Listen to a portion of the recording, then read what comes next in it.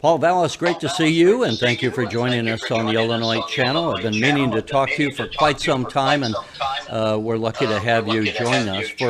For those who are unaware, you have quite an extensive and impressive biography, but can you start off by giving us just a thumbnail sketch of some of your background, so as we discuss the issues we're going to discuss, people will know with what authority you bring to the table? Okay. Well, I'm a lifelong public servant.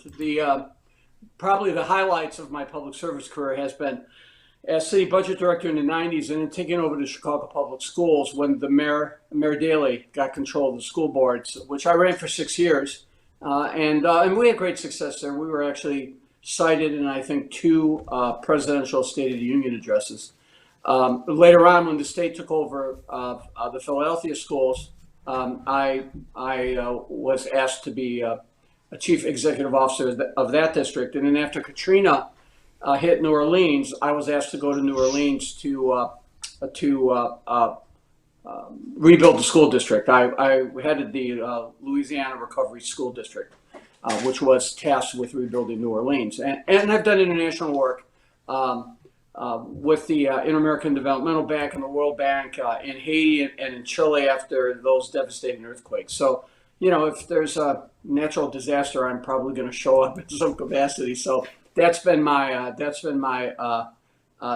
public service career. But I also spent considerable time in Springfield. As you know, I worked for Phil Rock, the late great president of the Illinois State Senate, and I staffed the elementary secondary education committees for the late Art Berman, and of course Dawn Clark Netsch, revenue committees, and then as executive director of the Illinois Economic and Fiscal Commission, of which Dawn Clark Netsch was the co-chair of. So I spent, my eldest son, who's a firefighter, was born in Springfield. My wife worked as a dispatcher there, and so I spent 12 wonderful years in Springfield, and then a member of the Illinois National Guard in Litchfield. So I spent considerable time and considerable joy working in Springfield and living in central Illinois.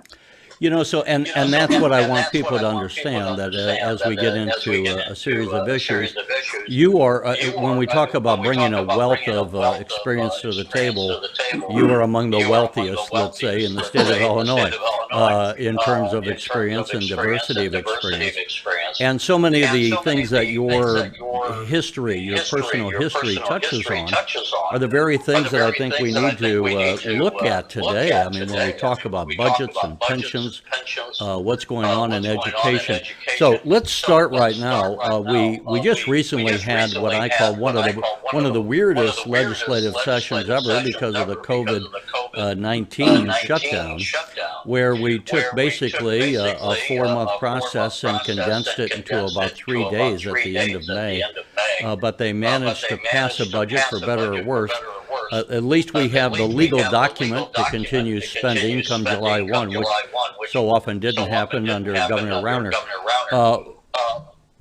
So we have that, and of course Chicago is always such a big part of state spending and state revenues and all that. Give us on the financial part of Illinois, and the Illinois Channel is so often talking about basically that Illinois is broke, that Chicago is broke, the Chicago pensions for firefighters and police are funded down in like the teens, something like at about 15% or so is where they should be.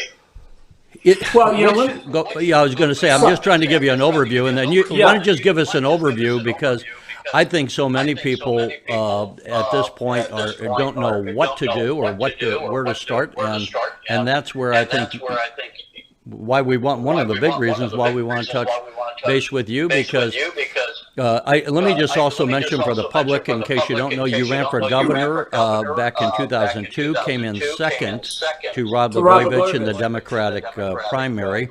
There were many people who said Illinois would be in so much better shape if you had won that primary. And then you were Pat Quinn's lieutenant governor in 2014, the nominee for lieutenant governor, I should say, and of course you lost that election to Bruce Rauner. So you have a couple runs for as a candidate. The thing I will say, and then I'll let you talk, and I apologize for talking so long here in the beginning, but I wanted people to have a feel for who you are. Great. Often the knock on you is that you're probably the guy that would be the best governor of Illinois, but maybe the worst candidate for governor of Illinois. So, with that set up, we'll let you go and give us your overview, because I don't want to put you into a small little corner. I want you to be able to tell us what you think about, let's start off with the political or the financial mess we're in. Well, you know, by all comparisons, Illinois is one of the states in deepest trouble from a financial standpoint. If you look at the aggregate state-funded pension systems, they're down to like 5 years assets versus annual payouts. Normally, healthy systems have anywhere from 18, 19, 20-year ratios, 20-year plus. So what that means is that we are rapidly approaching a point where we may be paying our pensions out of our annual appropriations. In other words, pay as you go, which means you're actually appropriating money to pay your pension benefits rather than paying the pension benefits out of your pension investments, and that's a very, very, very dangerous situation. And you know, even though the state has a funding schedule for pensions, you know, if you go online and you read publications like Waterpoints and others, they point to and they provide very, very, very, very thorough analysis, financial analysis. Some of the best analysis that's being done is being done by them. They say if they were actually funding the pension systems the way they should be funding them, and not based on inflated estimates of growth. Now, of course, with COVID-19 creating a roller coaster effect in the stock market, the pension returns, return on investments are going to fall far short than projected. Well, anyway, the analysis basically said that as much as half of the budget, if you were really funding them the way they needed to be funded, over the long term, you'd be spending half your budget on pensions. So clearly there is a crisis. I want to point out that what really dug Illinois into a much deeper hole was the failure to extend the income tax that had passed during the Quinn administration. I, at the time, was working as a superintendent in Connecticut, another state takeover, Bridgeport, Connecticut, and Pat asked me to come and run with him. And you know, I had worked with Pat a number of years, and I thought Pat, you know, certainly no governor is immune from criticism, had made a number of tough choices, and that loss in revenue just devastated the budget because they had gotten the annual payments down to, well, they were close. I think they were approaching $3 billion in unpaid bills, and you know, once you get into that range, you're getting on a normal cycle given the size of the budget. You're getting down to a 60, 90-day cycle. And you know, so it was a failure to pass it was a failure to extend the income tax that dug the state into a very big hole. And that, and combined with the Supreme Court overturning the pension compromise legislation that was negotiated with many of the unions, which would have gone a long way towards stabilizing the pension systems. Those two things really created a very, very, very tough financial situation, of course, which the governor has walked into. So again, the lack of investment in pensions and the lack of really long-term financial planning over the years, plus the continual increase in pension benefits over the years, and then, of course, the state freezing contributions for a number of years, obviously not only in Chicago, but also, I mean, not only in Illinois, but also in Chicago with the state systems, right around the time that the economy was tanking in 2008, not a healthy situation. So I hate to be a bearer of bad tidings, but clearly the state's in a big financial mess, and I don't see them digging themselves out of that mess anytime soon.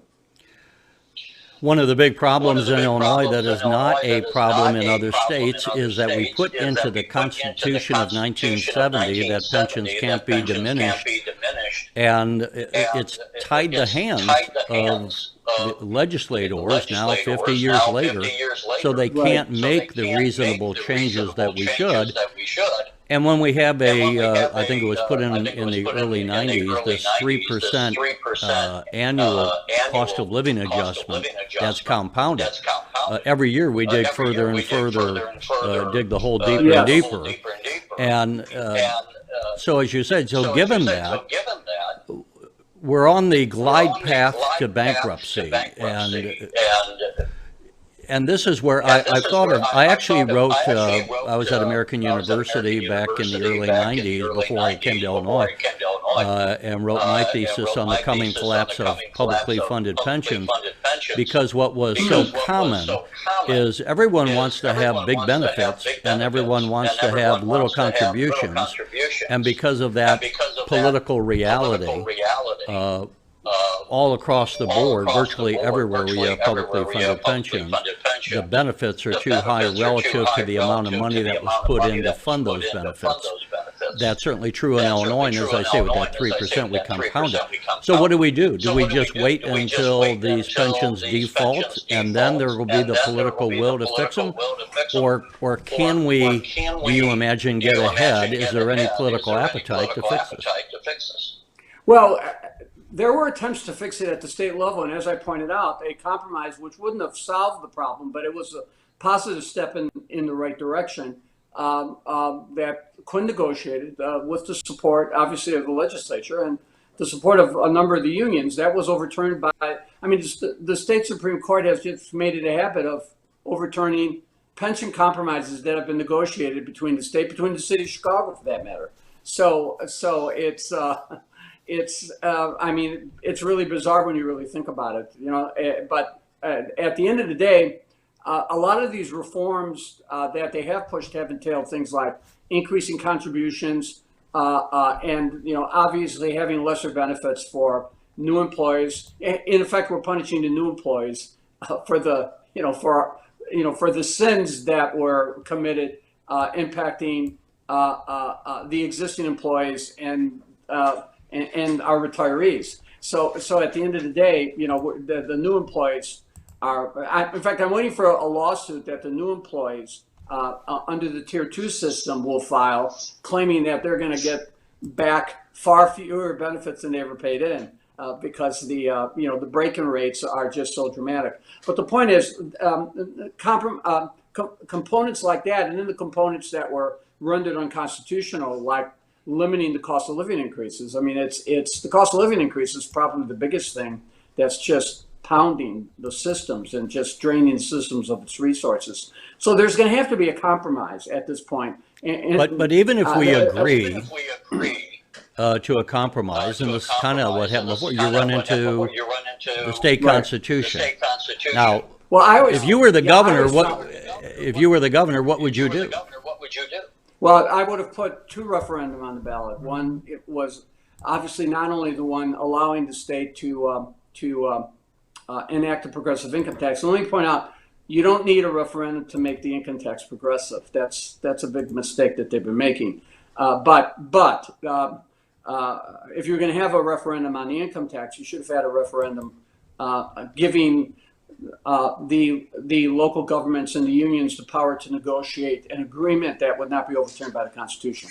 Because again, the Constitution, the Supreme Court was not rejecting pension deals that were being imposed, but pension deals that were being negotiated, because it was Democrats who negotiated these deals. So we understand ourselves. And I'm not talking about taking people's pensions away or diminishing their pensions, but there's got to be, there's got to be a practical solution that does something with this cost of living increase, that limits it, that just doesn't make it as automatic as it is. And obviously, you've got to address the issue of individuals just milking the system. And there's the classic examples of people having multiple pensions and individuals with just, and it's just, it applies obviously to the state employee systems, but the local employee systems.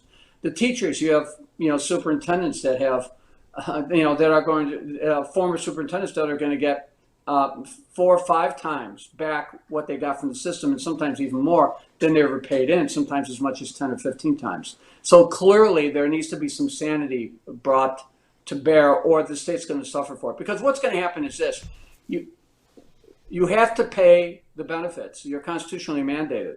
So what will happen is pensions will continue to take a bigger and bigger bite of the state's budget. And you create this type of dynamic when your pension costs are increasing so dramatically, you have to cut in other areas. Right. And what's been happening is they've been cutting the number of state employees, and they've been reducing the number of people in order to help balance their budgets, in order in part to help have money to provide basic services and the pensions, but they've been diminishing the base of payers. So the number of people paying into the systems is probably smaller than it's been in decades. So you've got a system that's already on the verge of bankruptcy, being supported by a smaller and smaller number of pool of state and local employees. Well, the other thing is, aside from the COVID recent downturn in the market, but we've had an 11-year bull market run going back to 2009 up until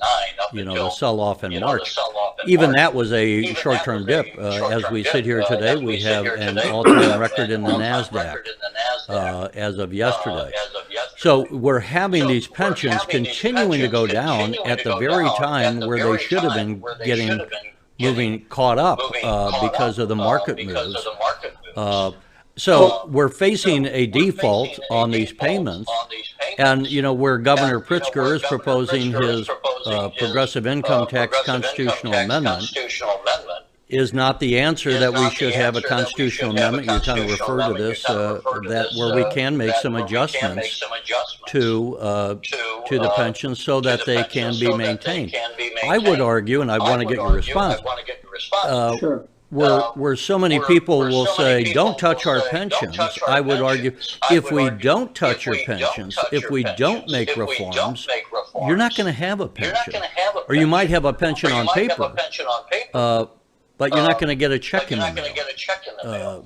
Well, if you see what happened in Detroit, where they actually came in these slash pensions 10, 20%, not counting the restrictions, is not capping to the cost of living increases. Clearly, that's what the future could look like. I don't think they're ever just simply not going to fund your pensions.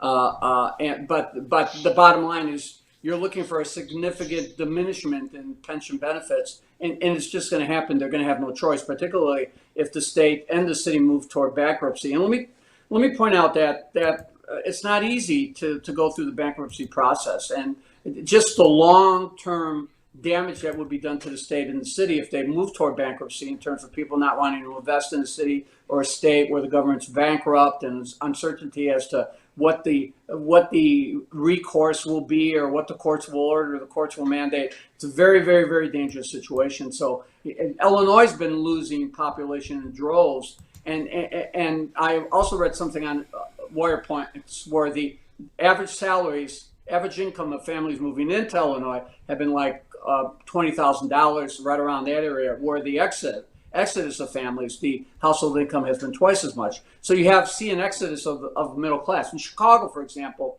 in 1970, 50% of the city's population was considered middle income. WBEZ did another one of their exceptional investigatory reports where they talked about that.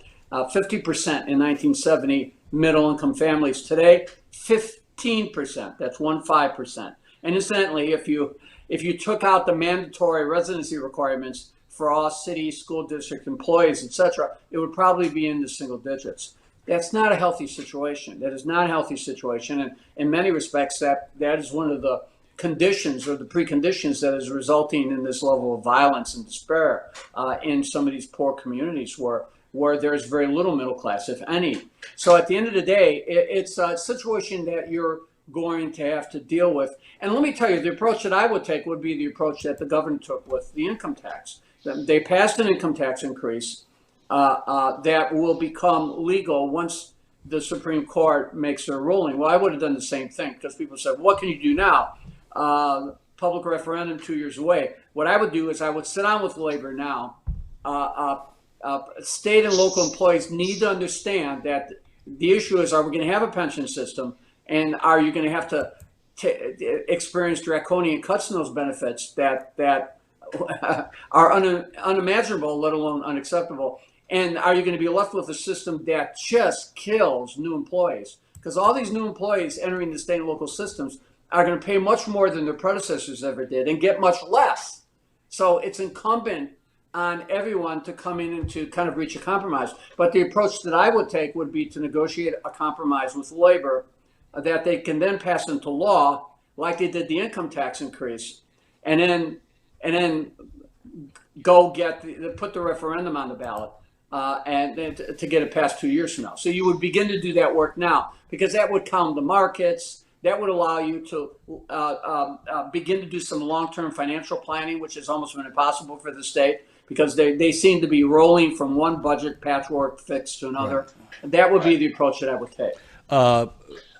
I want to talk about other issues besides the pensions, but let me ask, one of the things that is an asset or a good thing right now as we sit here in 2020 is that we have historically low interest rates. You and I are not in our 20s, but these are the lowest in our lifetime.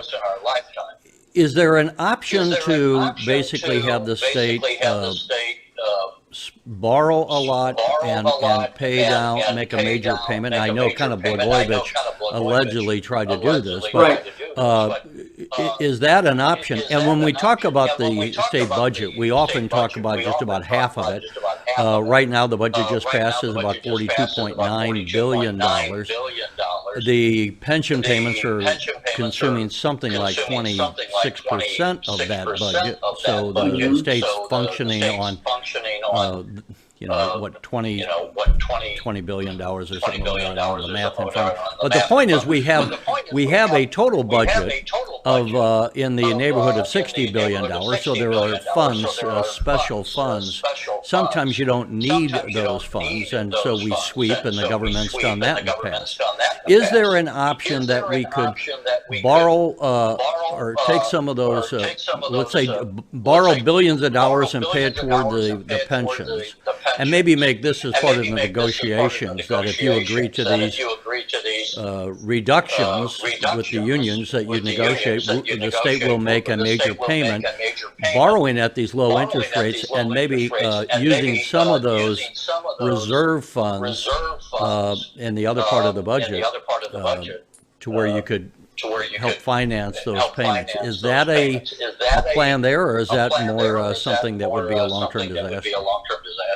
Well, yeah, the governor actually talked about doing something on a very small scale, almost like, testing the waters, because as you know, during the Emanuel administration, he wanted to do pension obligation bonds. He wanted to issue bonds and then pay for those bonds by dedicating revenues to the payment of those bonds. The problem with that proposal is not only are those type of proposals risky, but the city has very little income flexibility, revenue flexibility left. 93% of all of the property taxes to the city of Chicago go to either pensions or existing debt service. So you don't have a whole lot of flexibility, and the sales tax was already dedicated toward the city's version of general obligation bonds. So, it's like, what are you going to dedicate? Your remaining flexible revenue? That was the problem.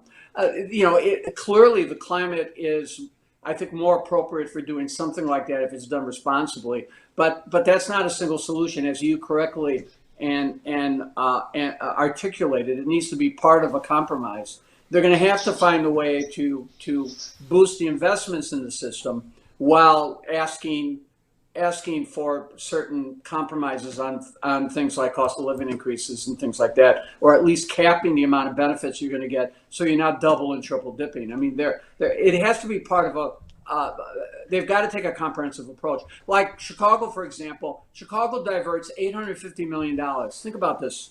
For all you downstairs down there like us, $850 million in their property taxes are diverted to finance economic development projects, subsidize these projects, of which the city takes no equity share, by the way. So they're just, in effect, giving the money away, hoping for robust economic growth. But yet, besides some of the Chicago Transit Authority capital projects that are funded with that revenue, the bulk of that revenue really benefits the most affluent areas of the community.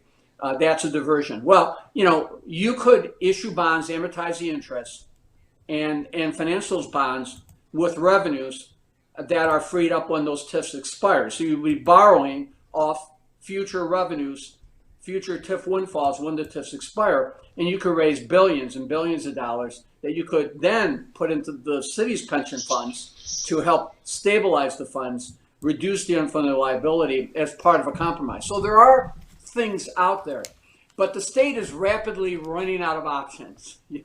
It's rapidly running out of options. And one of the reasons that I joined Pat when he asked me to run with him was because Pat Quinn was because I felt that the income tax, the temporary income tax, needed to be made permanent. I felt it was absolutely critical because it punched a massive hole in the budget. And whether you like income taxes or you argue that income taxes are counterproductive from an economic development standpoint, that and the reasonable pension compromise that was overturned by the Supreme Court were two really positive steps in the right direction. And it's just, we've just gone backwards. And look, it would be easy for me to get out there and criticize the governor. The governor inherited a mess. And there's too much reliance on a federal bailout right now because I obviously the income that's generated from the progressive income tax, if it is deemed constitutional, is still going to leave the state far short,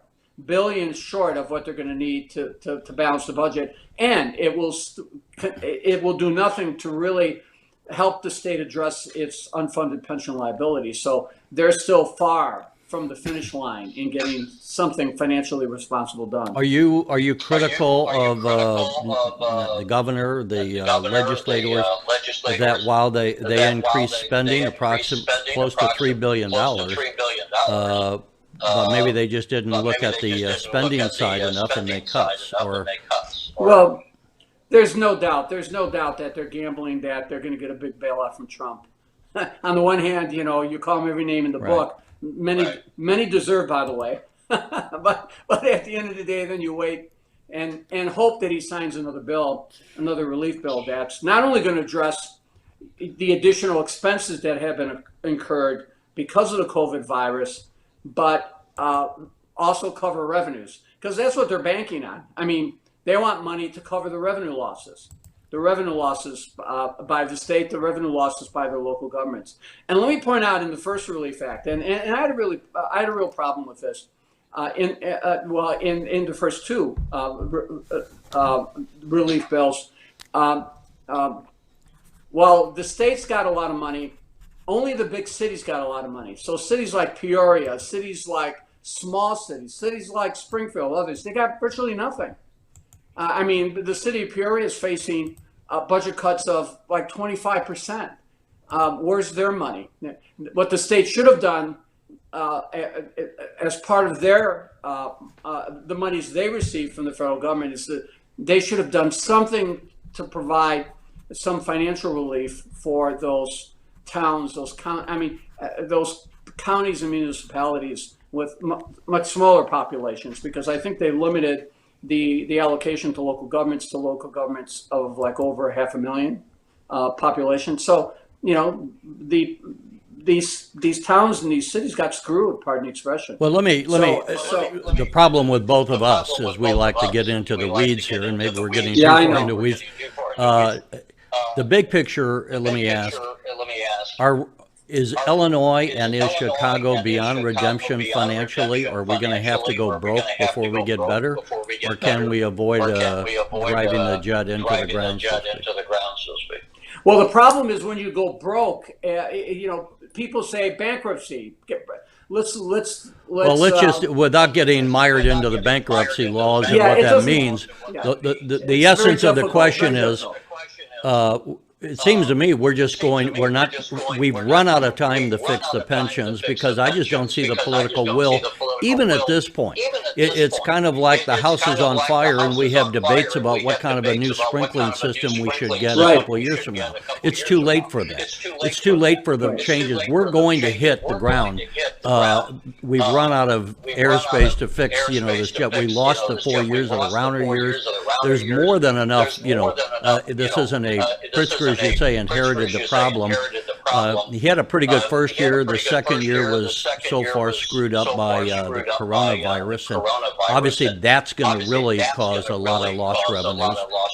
So it's kind of like Illinois is continuing to dig itself in the hole. But what I just don't see is the political will to address the House being on fire. And let's bring Chicago in, which I should have. We got Lori Lightfoot now, roughly 15 months or so, 14 months into her term as mayor. Do you see any cause for optimism given the political leadership we have either at the state level or the city level of Chicago? Well, given the fact that they've inherited immense problems, and obviously neither of them have been in office for too long, one hopes that once you get in and you begin to assess the situation, you adjust. You learn from your first budget. You build upon that. Obviously, COVID has thrown everybody off track, but the dangerous thing for COVID politically is it's now given people an excuse. Or I mean, look at the federal government now. I mean, who would have thought that the federal government would be borrowing trillions and trillions, and they're going to borrow more trillions, and all that's doing is mortgaging the next generation, and obviously not going to help this generation in terms of just the long-term debt that we're never going to be able to get out of. So it's but I'm always hopeful. The problem here is they never seem to think beyond a single year. When I took over the Chicago Public Schools, and obviously conditions were not like they are now for the state or local government, but we were facing a projected structural deficit of about $1 billion. It was a 5-year structural deficit. And 6 years later, we had almost $1 billion in cash balances and 13 bond rating upgrades. And contrary to the myth out there, a fully funded teacher retirement system, 104% funded, it was because what we did was, look, they passed a budget at the city level. They didn't cap spending. They didn't bring spending under control. They didn't focus on fixing the revenue problems first before they started increasing spending. Well, at the state, the same way. They restored spending. They boosted spending. I'm not suggesting that these were not in need. These areas that had been starved or had been underfunded by the previous governor, that they didn't need to do something. But if the city's problems are largely revenue problems, you try to fix those revenue problems first, and that's why long-term planning is so critical. Our approach was to say, how much revenue do we have over the next 5 years, and how can we structure budgets so that we can operate within our revenues while providing for our core services. And I didn't see that at the state level. Let me take the city level. Not only did they increase spending at the city level, but half the budget was balanced on one-time revenues. So the city, even before COVID-19, had a projected structural deficit next year of $1 billion. Now they're $700 million short in revenue this year, and they have $1 billion or $1 billion short next year. It did not have to be that way. I mean, if they would have capped spending and if they would have focused on addressing the revenue issues the first year, they would not only have been in better shape to deal with the revenue drops because of COVID, but they would also have been in much better shape going into next year. I mean, even if Trump signs the legislation to replace our revenues, the city's revenues, the city is still looking at a pre-pandemic estimated structural deficit next year of $1 billion, and it's probably going to be worse. Not to mention the additional money that's going to have to be put into the pension system, because clearly the pensions have taken a hit, and because of the market so there's an absence of long-term planning. Because if you were thinking long-term, you would have made the tough revenue decisions or the tough decisions the first year. I mean, what has the state done to reduce spending now this year? California cut spending across the board 10%. And I'm not suggesting, it's... well, you would have, and you were an educator or running the Chicago schools, but wouldn't you have to cut at the state level and maybe at CPS, at some education, just because so much money goes there? Oh, well, of course. I mean, you needed to get a handle on spending. They had increased the budgets this year significantly, banking on an income tax, progressive income tax increase that was not going to generate enough money even pre-pandemic to address all the state's financial needs. Even pre-pandemic, the income tax increase that they had passed was going to fall short. So I just don't see the spending constraints. And it's not about going in and implementing draconian cuts. Sometimes it's about laying out a spending plan that's conservative so that you have restrained spending over an extended period of time. I'm not talking about doing what Rauner did, but I just don't see anything being done on the revenue side, anything significantly being done on the revenue side. And now, of course, we're in this crisis where we're just hoping that the state will will bail us out, not just on the spending side, but also on the revenue shortfall side. And obviously, the state by itself is bankrupt. Let me move on because I'm making the mistake I often make, which I enjoy talking about these issues. But there's some others I want to get to. As we sit here, we've seen all this mayhem. It seems like there's anarchists going around. We see it in Seattle and Minneapolis and cities across America, the tearing down of statues and all. On let's just say public safety. Well, let me talk about on a plug. You were twice a candidate for statewide office as a Democrat. What do you think of the Democratic Party of 2020 on the national level, the leadership? Because I think of you as what some people would say is a unicorn. You are a financially conservative Democrat, and I think the knock on so many Democrats, at least from a Republican standpoint, is that they spend as if we all have money trees, and there's no problem we can't throw money at. You don't come at things that way. I think you're very grounded on what the numbers are and what you can do, both financially and politically. But it just seems that we just have such a political mess right now, where the political parties are not like they were when you and I were growing up, where they kind of agreed on a lot of things, but they, I would say back in the 1960s, everyone was for strong defense. We were coming out of World War II.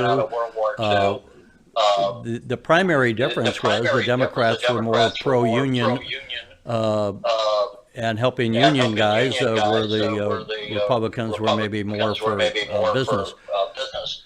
Now it's just like all over the board. What do you make of the current political situation? God, what can you make of it? I think you're absolutely right. I think the reason that the parties have gravitated toward extremes, you see the support of Bernie Sanders, or for that matter, you see the support on the right of Trump, is a product of the general dissatisfaction with the status quo, with government, with feeling government has failed them, wanting to bring somebody in who's going to rock the boat, who's going to change the dynamic. I think what the COVID virus has done it's like the perfect storm, because everybody's been impacted. The combination of people suffering, people being quarantined, people being isolated, people who are already frustrated with the status quo, young people who are stuck with student loans. The student loan shark industry that has been created, that has only enriched banks and allowed universities to grow dramatically in a very irresponsible way, how inefficient those institutions are. And then, of course, combined with the fact that now they're facing more dismal job prospects. Being educated for jobs that aren't there, being educated in fields that are being diminished. Because these universities, so many universities have become degree factories, and not necessarily giving you degrees or giving you the skills needed to meet the areas of the economy that are really growing, that are really creating the jobs. So it's created just a general sense of frustration, and I think that's why you're seeing the protests happen, and that's why you're seeing the diverse group of individuals that are out there protesting. There's just a general frustration and a general anger. It's a bit ironic that the New York Times wrote an article that talked about this generation. Of course, the baby boomers were the generation that rebelled, Vietnam War, when clearly the country, the racial challenges we face now pale in comparison with those that were obviously faced 20, 30, 40, 50 years ago. And they pointed out that it's ironic that the kind of rejection of or the criticism of what the baby boomers were not able to achieve. In essence, people are criticized the generation that heavily criticized and marched and exhibited militancy against their parents, against the previous generation. So there's no loss of irony there. In your estimation, has the Democratic Party gone too far to the left to appeal to its left wing? Oh, I don't know. Look, we'll have to see how things sort out. Clearly, yeah, I believe the Democratic Party has moved further left, and I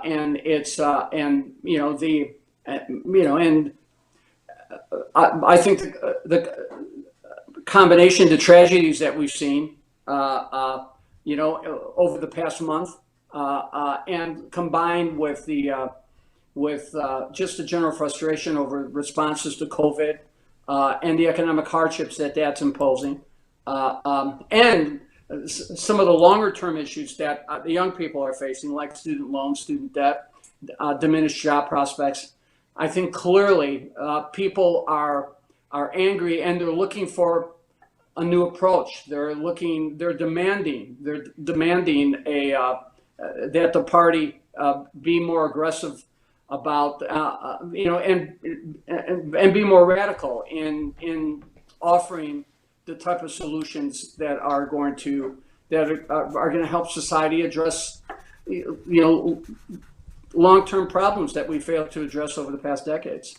I mean, in Chicago alone, look at the city of Chicago. Really, one of the most segregated cities still. As I mentioned, diminished middle class. The city's lost 350,000 middle-class Black families have moved out of the city in the past 2 decades. There's just development is only occurring in about 20% of the city. You have the west sides and the south sides. Those communities are in a depression state. They are not only food deserts, but they're social service deserts. They have substandard schools. They still have lead in the drinking water because they've never replaced the lead pipes in 87% of the residences. You have large swaths of previous industrial space on the south side, in the Hegwish community, where U.S. Steel, where the steel mills used to be, and things like that haven't been cleaned up in decades. The difference in life expectancy, depending on where you live in Chicago, is as great as 30 years, depending on where you live geographically.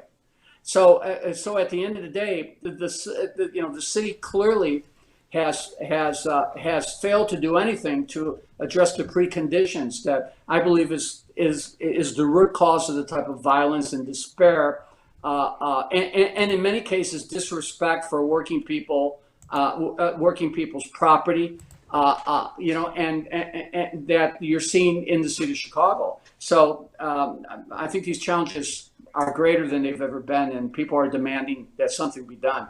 And the recent events, the tragedy in Minneapolis, etc., it was a kind of like a catalyst that just has galvanized people. And as I mentioned, it's like a perfect storm. I'm looking at what we see in Chicago, and of course right now we're seeing this whole Black Lives Matter, and the knock is from critics of Black Lives Matter is that you're not ever talking about, when you look at Chicago, we just had one of the most violent days in the history of the city, and people don't talk about that, as if even the Black Lives Matter organization doesn't address the loss of black lives within the city, because it's black on black crime. Do you have any feel, and I think of you as we've talked so much here, in terms of a reformer of budgets and spending and getting government back on a sound fiscal footing? I don't know if you have any comment you want to add as far as what's going on as far as the ongoing violence that we've had through various administrations in Chicago. Well, let me point out that one of the things that I'm not going to do is I'm not going to criticize organizations. You know, I ran a campaign where I was immersed in the community constantly, and I interacted with a lot of the activists. A lot of the activists that have been that have been very vocal. A couple of them actually ran for mayor, like Jamal Green, and I always found my relationship to be constructive, and I always felt that we had healthy debates on the issues. Rather than criticize one group for what it may not be doing, I'm just simply going to point out what needs to be done. My approach has always been to offer solutions, not to be out there just criticizing without being able to offer an alternative. I think what the city has to do is the city has to do two things. First of all, as a father of a family of 6 veterans and 4 police officers and 2 firefighters and 3 school teachers, so we're public servant. But there is no substitute for the effective use of your police department. And I think the problem with the city is that there's no buffer between the community. They've closed most of the mental health centers. Communities have no social service infrastructure. Where are the drug treatment centers? Where's the crisis intervention centers, et cetera, et cetera? So they've been stripped bare. They're not just food deserts, but they're social service deserts. So the police are left there. And of course, the police, police resources are sometimes redeployed to where the crime is occurring. So there's no cushion. So the police a lot of times are forced to provide services and to provide interventions that they are not equipped to provide and they are not trained to provide. So to a certain extent, they're victims in this too. And I know that's going to be controversial, but I truly believe that. And in other words, we're giving them responsibilities that they're not suited for, unfortunately. So you've got to deploy your resources effectively. Let me make a couple of comments. I supported the consent decree, but 80% of the consent decree was about things that they should have been doing in the police department for years, like training, you know what I mean? Like having the proper equipment. 7-8 years ago, when Laquan McDonald was killed, the city of Chicago had 500 tasers. New York had 15,000 tasers. The ratio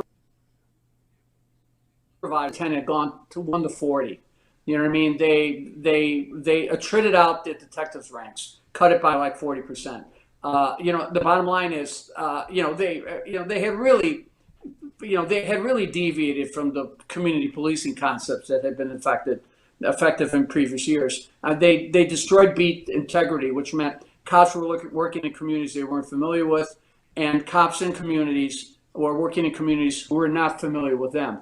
So at the end of the day, the mismanagement of the police department, a lot of times driven by politics, has hurt their effectiveness and has helped contribute to the tension within the community. There's no substitution for police accountability. When police break the law, you need to come down, you need to come hard, if not harder, because at the end of the day, public servants, public trust. The community expects it. But that said and done, clearly the police department has not been managed effectively. They haven't been supported, they haven't been properly resourced. That's not always a case of more resources. That's a case of the more effective use of their resources. But that said and done, for example, I'll make one more comment too. In the community, the police department has no means to protect witnesses, or for that matter, to protect victims. The homicide clearance rate is less than 20%. This year, of all the shootings that have happened in Chicago, I think they've made arrests in less than 20% of the cases. They're not clearing. They're not getting the killers and the predators off the street. Why? Because their detective division was at one point understaffed. Why? Because there's been a breakdown of trust with the community. Why? Because they have no way of protecting witnesses. There was this young girl about a year ago. She testified in the murder of her cousin, and the killer put a bounty on her head, and she was killed. Pregnant teen, she was killed, and the only reason they caught the guy who did the shooting was he bragged about it on Facebook or on social media. I mean, where was the witness protection program? Where was the outrage over the fact that this pregnant teen had gotten killed? Incidentally, the grandmother in this family has lost 3 grandchildren to violence in the street. So at the end of the day, the police have got to be given the tools and the means to do their job, and the means to be, because while people will say the community doesn't trust the police, and I think because of the focus on the police now, and because of the events of the last month, et cetera, in Atlanta and Minneapolis, clearly, and playing over and over and over again, it certainly created a lot of tension with the police department, but the community also doesn't trust the police's ability. It's just not them fearing the police. It's about them. It's also about them not being able to trust the police to protect them. So they don't come forward. They don't cooperate. They don't. They try to survive.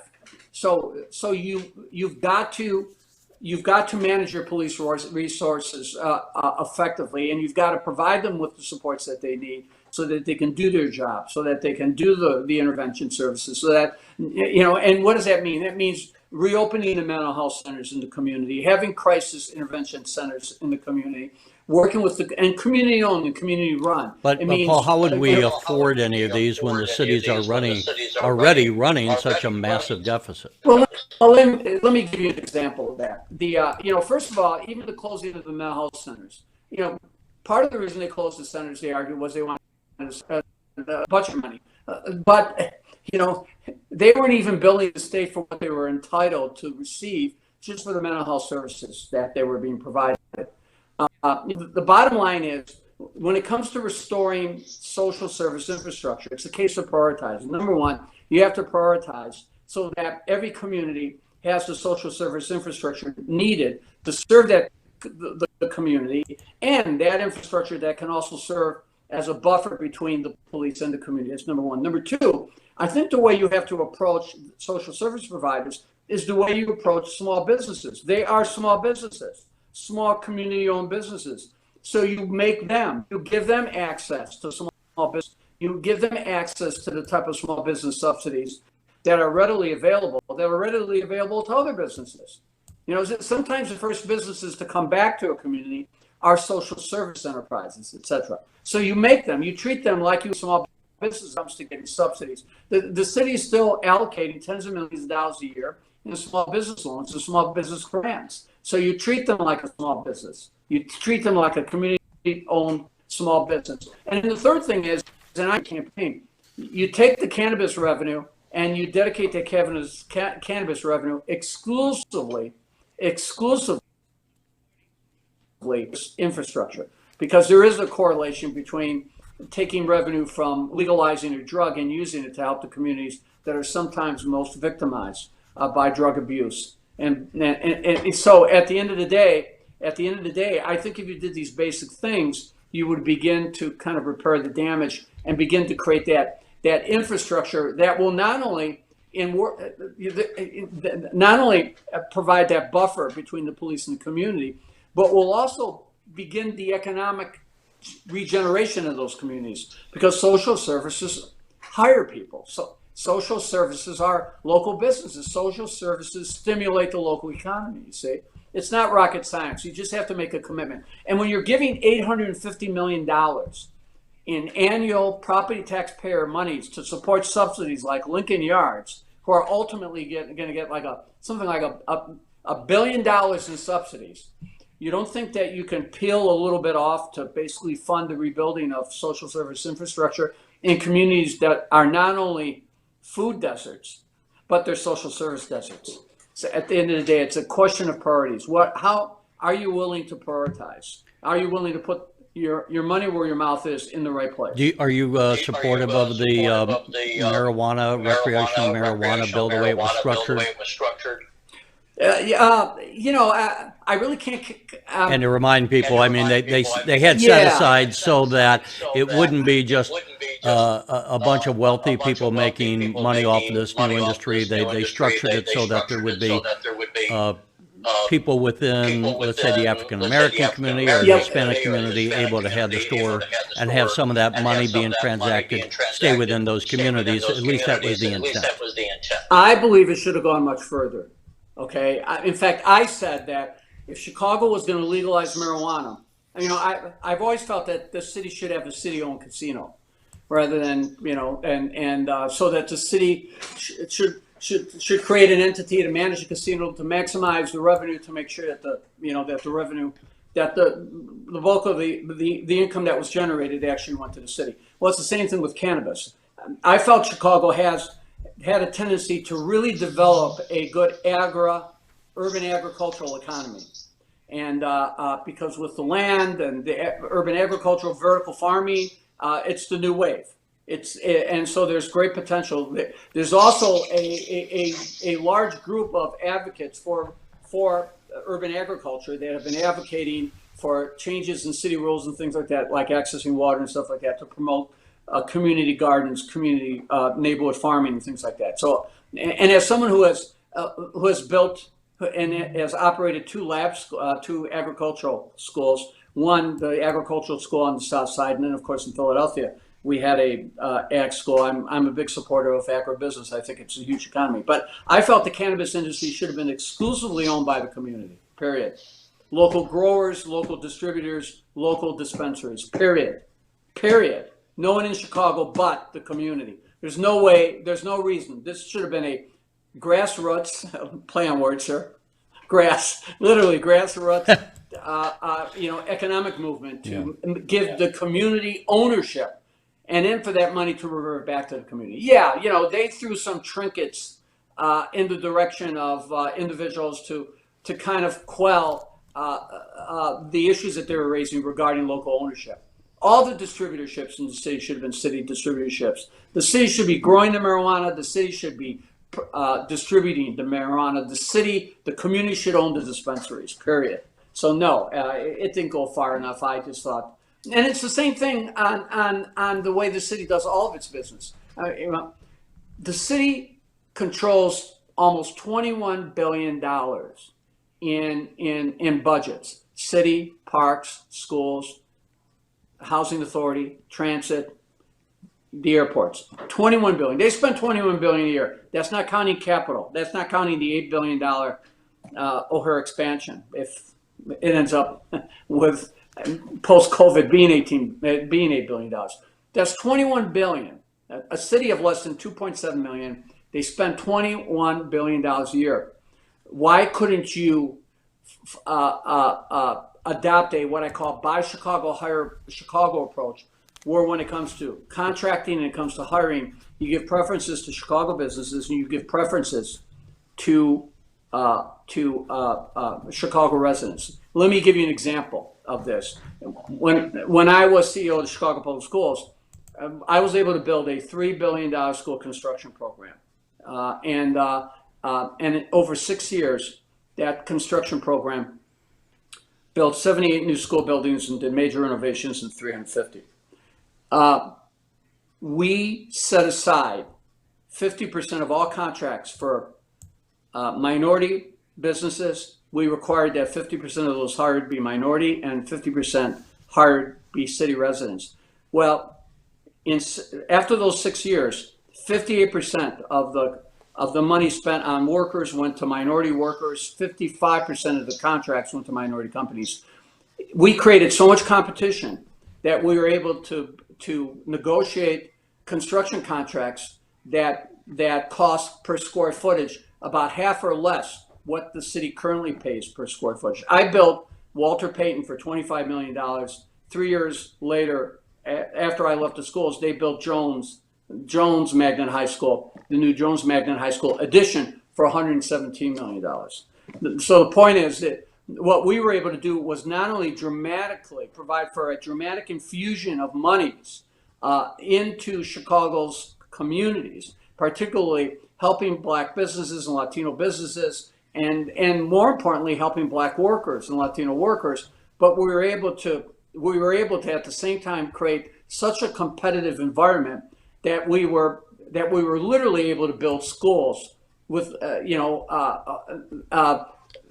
in 14, 16 months at half or less of the cost than other cities are spending to build schools, or for that matter, on a per square footage basis. What if you adopted that same approach towards all the budgets that are within the city's control?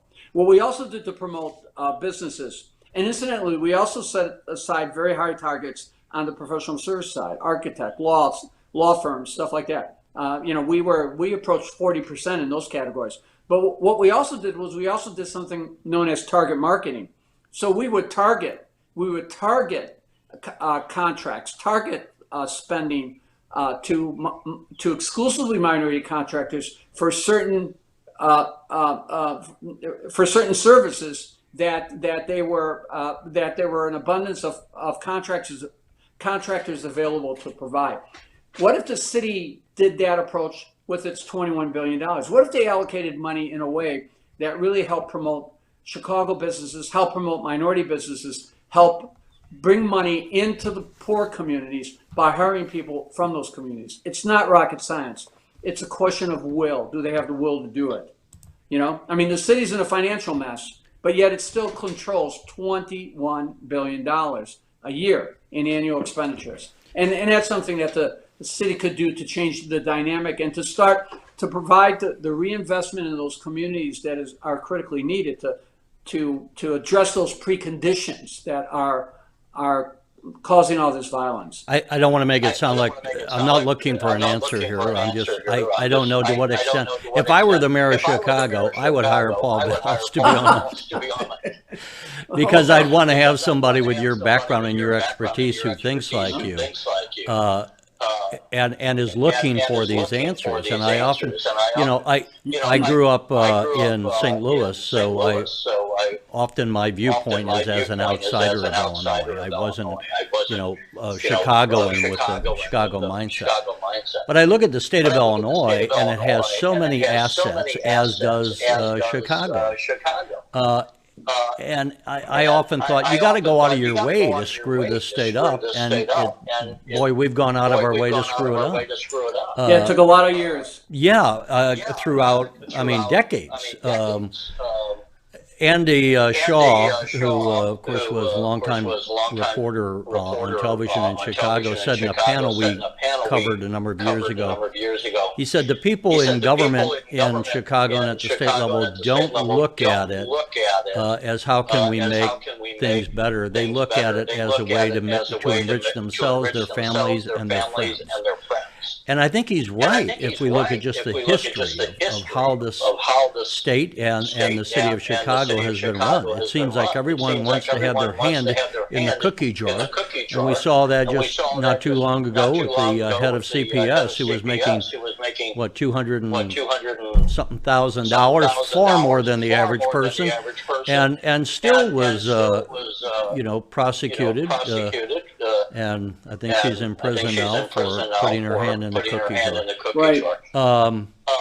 What is it about the culture? And I can't keep you all day here, but I need to wrap up and let you go. But yes. What do you do you have any word of wisdom for Mayor Lori Lightfoot? Is she on the right track, wrong track? Is there anything that you would say to those in power here's what you ought to be doing? And you did say you got to be looking at, which I think is a good idea, look at multi-years in making these systemic changes.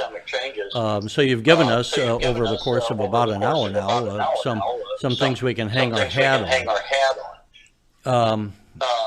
Anyway, so I guess the question is, what would if Lori Lightfoot called you up today and said, what would you recommend I do to get us back on track? What would be your words of wisdom? Well, let me point out that I've been putting a lot of my words on wisdom online. For example, I've been posting things well over a month ago on how to get schools reopened, and I connected with superintendents I know on LinkedIn, and what to do over the summer. I've to prepare for the coming year. I've posted things. I've written a number of articles and done a number of postings on how to reform the police department, how to improve the police department, how to make it effective. A lot of the things that I articulated to you, like the witness protection program and bringing retired detectives into our cases so that they can get the killers off the street, beat integrity, things like that. I've talked about, and I've talked at length, particularly during the campaign. And I'm actually working on something that I'm going to put out in the next week. And it's the 13 things that you can do that could be transformational in the community. And it will cover a number of the things that I've mentioned. Ideas that I had spent a lot of time vetting that can be transformational. So I like to think that I've been pretty active and pretty vocal. Sometimes you get coverage, sometimes you don't.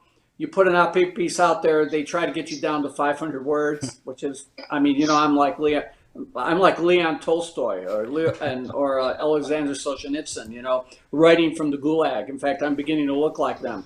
But the point is, so I have been really active about posting. So if people want to see what I put on, what I've posted, they're invited to try to connect with me on Facebook. I have my regular Facebook, but then I also have a second Facebook because I was capped. It's just under Paul Vallas. But I'm also on LinkedIn. So, LinkedIn is unlimited. So anytime I put out articles or I do an op-ed, I repost it on LinkedIn. But I'm going to, so Lori, I think, is well aware of my recommendations. During the campaign, most of the time she sat next to me when I was talking in at least 40 community forums about using future TIF revenues to raise billions of dollars to invest in the community. So I think they heard it over and over and over again. In fact, I was going to ask earlier about TIF, and I meant to bring that up. That's one of the criticisms a lot of people say, that Chicago appears artificially poor because so many TIF districts. Should that be reformed? Is that one of the reforms the city should make? Yeah, absolutely. Look, I mean, TIFs is like a pot. I mean, the mayor's office literally controls $850 million. There's not a whole lot of oversight. Now, she's talked about reforming TIFs. They got another working group, and they're going to come with recommendations, and they're going to study and vet these projects. Now, I see it more simply, and more simple.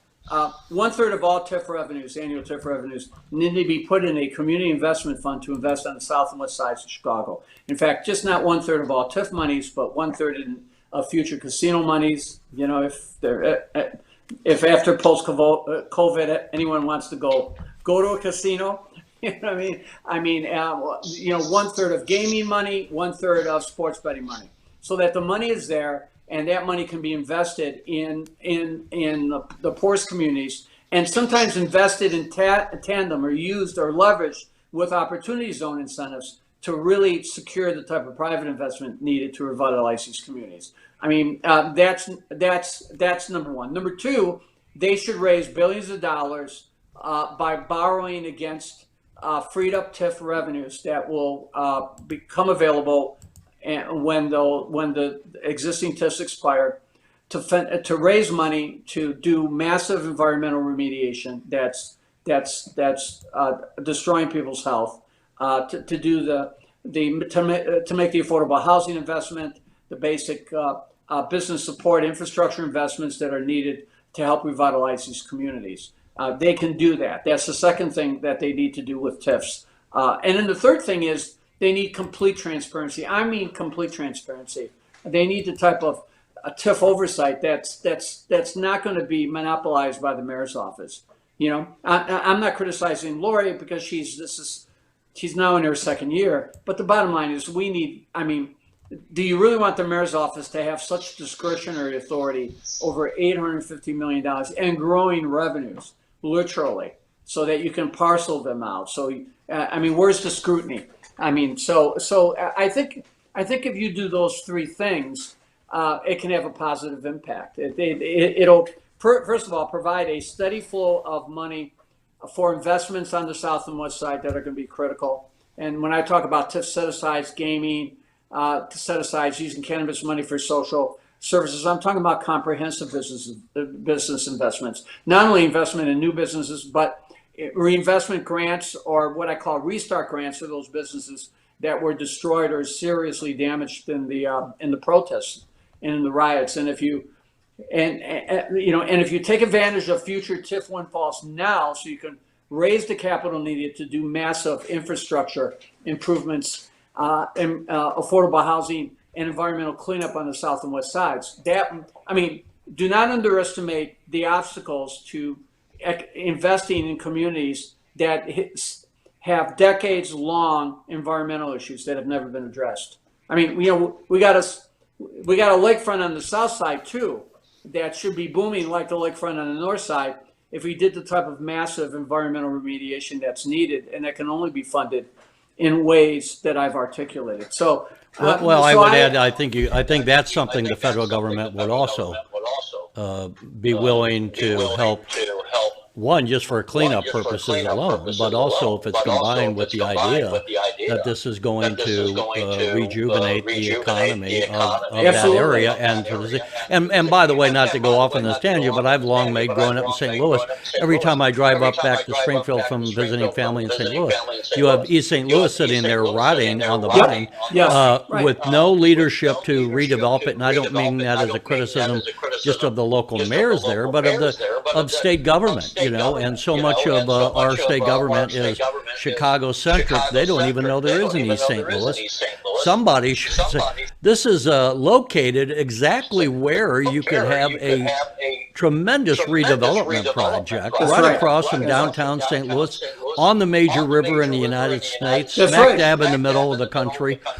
For it to sit there is entirely a observation of political failure and a lack of vision. And that's the kind of thing, just as you were mentioning, and you're right, on that south side Chicago.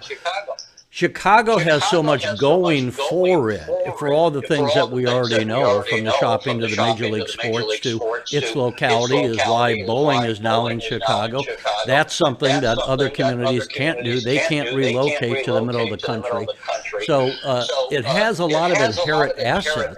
Lake Michigan, just visually, to be sitting on an inland ocean as it does, and adds to the whole feel of the city that a St. Louis can't have.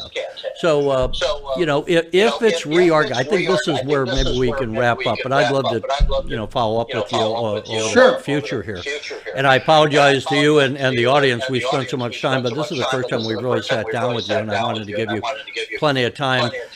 And so many of these issues need, as you were kind of saying when you write, you need to be able to get into a broad perspective and overview. Going forward, maybe we can just take a slice of the pie rather than trying to devour the whole intellectual pie at one sitting. I know. But I think that the bottom line here is, while there's no magic bullet, there are solutions. There has to be the political will and the coming together to say, this is what can be done if we can quit focusing on these petty fights, if we can grapple and take on the major issues. And I guess here and there, if we can get people like, whether it's the firefighters or the police unions and all the different component parts, whether in Chicago or at the state level as well, to say, look, let's make a better system. I often tell people government is nothing but a system of systems. Our healthcare system, our law enforcement system, our educational system, and what we have in Illinois are a bunch of broken systems. We need to fix those. I have found over the course of the years that you are a good doctor when it comes to treating the patient of broken. You've got a track record, as you did with CPS and other places, of fixing things, and hopefully we can get your voice and others. There are, I would also say to people, and you're an example, there are good people. I've been covering Illinois government for over 20 years now. There are many good people in government on both sides of the aisle, so this doesn't have to be a partisan. What we need to do is get these good people to come together and start pushing aside who gets credit, and let's be realistic about the problems and doing what needs to be done. We need to roll our sleeves up and get to work, because otherwise it doesn't get any easier and it's going to get a lot worse. And the businesses and the citizens of Illinois need to see that there's some reason to stay here, because right now we're also, as you mentioned, we're also hemorrhaging population as people We decide to are. vote with their feet and leave the state. And we're hemorrhaging population of middle income families significantly. When the progressive income tax is enacted, I mean, there are so many individuals that fall into that income category that they've been targeting who have the capacity to move their income somewhere else. I mean, a lot of the people, the millionaires, so to speak, who are going to be spending that additional money, or that are going to be, paying those additional taxes, are individuals who already have a home in like Florida or you know what I mean, or for that matter, they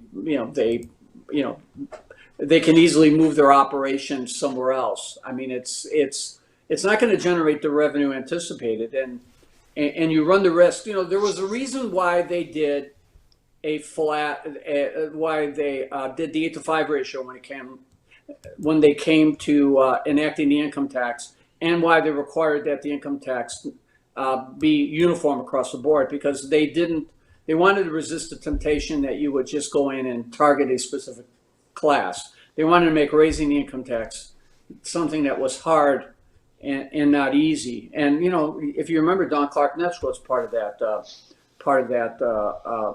constitutional convention and they did the 8-to-5 ratio because they didn't want you to they didn't want to make it easy for you to just go out there and tax the affluent, or for that matter, tax corporations. So there was some wisdom in what they did. Let me just say this. I don't know if the income tax will be successful or whether or not it'll fail. I mean, what's clear is The constitutional amendment. The constitutional amendment permitting the income tax, the progressive income tax that they've already passed. But you don't need a constitutional amendment to make the income tax progressive, because you can actually raise the income tax, and then through targeted tax credits and tax breaks, you can take the majority of the taxpayers out of the increase. So there, with COVID-19 and all the things that the pandemic and all the things that have had an impact, it's hard to say. I think it's going to be hard to predict what the vote might be on the referendum. But and of course the state is in trouble even if the referendum is approved and the progressive income tax increase becomes reality. To be clear, are you thinking it's a good idea or a bad idea to pass that constitutional amendment? Well, at this juncture, the state needs more revenue. It can't dig itself out of the hole. It needs to be a combination of things.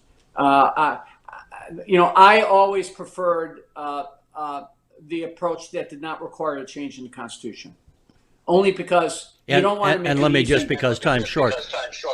Explain how we can have a progressive income tax without changing the Constitution. Well, the Constitution requires uniformity. So, for example, if you raise the income tax, say 2%, and then maybe you took the 5% tax credit, the residential property tax credit, and you raised it to 20%. So you could deduct 20% of your property taxes paid, capped at a certain level. And then maybe you doubled or tripled your income tax credit, which targets the working poor, et cetera. And then you maybe provided a renter's credit. You could, in effect, take out about 75, generate the money that you were trying to generate in the first place, or that they're trying to generate at through the income tax proposal that they passed. But you could also provide people. But you could take the majority of the taxpayers, as much as 70, 75%, 80% of the taxpayers out of the tax increase, and you could probably provide some meaningful tax relief to low-income taxpayers and to working families. So there are ways to make the income tax progressive short of changing the Constitution. And so I've always said, you don't have to change the Constitution, just raise the income tax rates and provide targeted tax credits for upper middle income and low income taxpayers and families, And so you can generate the money that you need, while at the same time just not creating this potential Trojan horse, because if the state, as you say, you're going to drive other people who are you drive them out of the state. And, yeah, right. Because what's going to happen? What's going to happen if the state's $2 to $3 billion short? What's going to happen if they don't get their revenue relief, their revenue replacement from the Trump administration? Because Trump, at the end of the day, has to sign the bill. What incentive does he have to sign any bill that's going to benefit the blue states, so to speak? And I'm not making a political judgment. I'm just making a political observation. I think there's going to be a bill because the red states are getting hit too. But the question is, are they going to give? The House wants to give states, counties, and municipalities money to replace lost revenues. Well, what happens if you don't get that money? Combined with the fact that the income tax is not going to generate what needs to be generated to address the structural deficit that the state was facing even before the pandemic. Are you going to cut, or are you going to go back and raise taxes again? And it's really easy when you don't have the constitutional restrictions to just target that same group, or the smallest group who are the biggest earners again and again and again and again, or for that matter, to target businesses. So the group that can vote with their feet. Incidentally, I'm nowhere near the groups. That group, you don't get a pension for. You don't get much of a pension when you spend 5 years working in New Orleans and on and off close to 10 years being involved in rebuilding Haiti after the earthquake and things like that. So at the end of the day, I'm not one of those. No one will be balancing the budget on my pension, rest assured. I'm one of the guys who will probably have paid more in than he'll ever get back. So, and I'm certainly not in any way affected by the current income tax. So there's no self interest here. But the point that I'm trying to make is there are alternatives. If the progressive income tax fails, there are ways of enacting a progressive income tax that I think can be beneficial to the state and beneficial to a lot of taxpayers who could working families, middle income families who could probably get some property tax relief through that type of a tax approach that the state might want to consider. I'll close out, and we've kept you far longer than I intended. But I've had the pleasure of interviewing Governor Edgar a number of times since he left office. And just to remind, when he came into office, the state was in a hole. Yes. He was a governor for 8 years. During his first term, he was often referred to as Governor No, because he would say no to all this new spending and kind of kept his foot on the brake. But when we have a growing economy at the national level, as we had prior to the COVID, and we might remember that just a year ago, Illinois found that it had an extra $1.4 billion it didn't anticipate, but that came in because of the growth of the national economy and the greater activity. If we can develop new sources of income, as we're doing with the marijuana we talked about, with gambling we're talking about, by attracting other businesses, Governor Edgar, after 8 years when he left, had, as I recall, about a $1.5 billion surplus. So good policies can lead to a different future if we can get together and quit talking about what needs to be done and get it done and enact it and realize that there's going to have to be some sacrifices, but it leads us to a firmer financial future. There's a lot of subjective values in life, but the math is not one of them. 2 + 2 always equals 4. It's not going to equal 6 because we want it to. I have another friend who often refers to what government does as political math.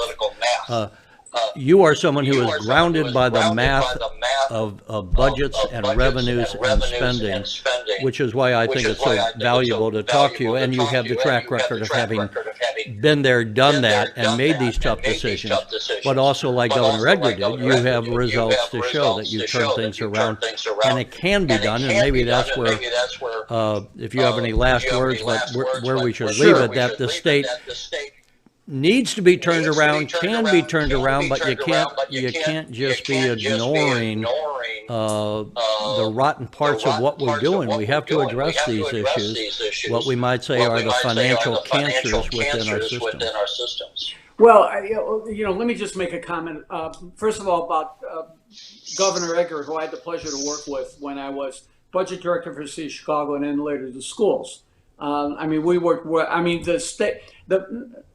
Governor Edgar was really the catalyst behind the mayor's takeover of the schools. So he had a vested interest in our success and our reforms there. And to his credit, he not only held the line on spending, but he worked his caucus to try to get an income tax increase too. He battling with Pate Phillip and with that caucus so he was willing to put more money into things. And he certainly became very supportive of our school reforms and was supportive of additional funding for the Chicago public schools because he saw results. But where they went off the rail, and that's not to say that some of the seeds of the problems that they're experiencing today weren't planted. He didn't address everything. There were challenges that we faced. But after he left office, and of course, Rod Blagojevich, with Ryan and then Rod Blagojevich succeeding him, they really didn't hold the line on spending, and then they did some really dumb things, like they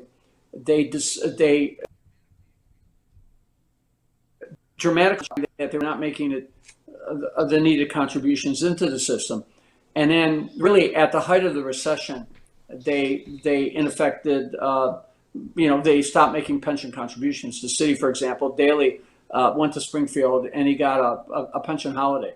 I think they got it in 2009, 2010. It's right after the recession, the market collapses, you go for a pension holiday. So things really escalated. Things escalated in a negative way. The unfunded liability skyrocketed, et cetera. It was like the perfect storm. Additional benefits, no contributions, overspending. And it made things significantly worse. Quinn was making some progress to repair that damage, but then, of course, he lost, and getting rid of the temporary income tax just punched a gigantic hole in a budget that was slowly and gradually being repaired. I think Pritzker has a unique opportunity to be a change agent, in part because he doesn't own. Who's going to challenge him? He is financially independent, can finance his campaign. Obviously has the ability to significantly help his political allies. He can be that change agent. He has the capacity to do that. He has the means to do that. He has the independence to do that. They talk about the Chicago fire. This is the great Illinois fire. It's a financial fire, and it's going to burn the state down. So there has to be a grand compromise, and I think he is the person to do it. You have Democrat. You've got control of both houses. The leadership vacuum has to be filled. I think he has the ability to do that. I think he has the skills to do it. And I can't stress the importance of his financial independence, his ability. What does he have to worry about? Supporters raising the money, things like that. He's. I think he can be that right person in the right place at the right time if he elects to be. And the question is, will he seize this opportunity? Because there needs to be a grand compromise, and at some point there needs to be a commitment to a long-term financial plan that recognizes our financial limitations and sets its spending priorities in a way that you're spending money in a way that helps the state make the type of investments that are needed to help the state grow again. But you're also spending money in ways that ensure that you're operating within your financial constraints. Look, casinos are not going to bail out the state. Casinos, you're just moving money around. People spend money at their casinos. They might not be spending money somewhere else. In the post-COVID world, I don't know how profitable casinos are going to be anyway. Gaming, I mean, sports betting, cannabis. I mean, you're not going to solve any of your financial problems with those revenue sources. And insofar as dedicating like casino money to like the pensions, like they're talking about doing in Chicago, well, if you believe that that's going to bail your pensions out, then I've got a lottery as the solution for funding education proposal I want to give you. You all remember when they enacted the lottery, saying the lottery was going to solve the problems of public education. We all remember that. Right.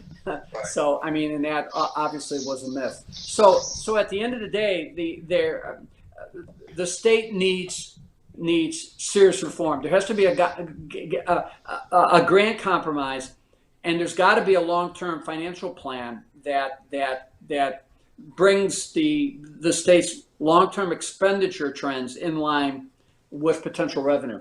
Because if you don't do that, if you don't stabilize the state's finances, and you don't start making the investments in areas that help improve the economic condition of the state, ultimately you're going to continue to see this exodus. And it's only when states have to grow.